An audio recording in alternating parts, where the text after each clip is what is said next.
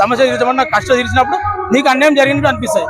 దాన్ని వాళ్ళు రౌడీయిజంగా చూపించారు తప్ప వారు పేద ప్రజలకు అందుబాటులో ఉండే నాయకులు. ఈ రోజు ముఖ్యంగా చెప్పాలంటే నవీన్ యాదవ్ గారు ఎప్పుడైతే వారికి బీఫామ్ ఇచ్చినారో జూబ్లీస్ ప్రజలందరూ కూడా ఆనందం వ్యక్తం చేసినారు.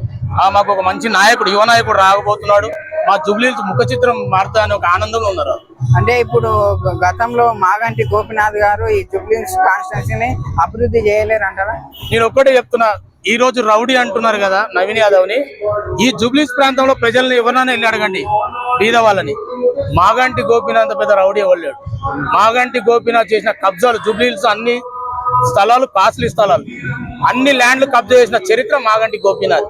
మాగంటి గోపీనాథ్ ఇంటికి కార్యకర్త పోతే కార్యకర్తను పట్టించుకునే నాయకుడు కాదు ఆయన. ఈ రోజు అదృష్టం ఏంటంటే ఇక మనం అనొద్దు, ఆయన అమరుడు అయింది కాబట్టి ఆయన పీడ విరగడైంది అనుకుంటారు జూబ్లీస్ ప్రజలు. ఆయనే పెద్ద రౌడీ. అంటే ఇప్పుడు వాళ్ళ మేడం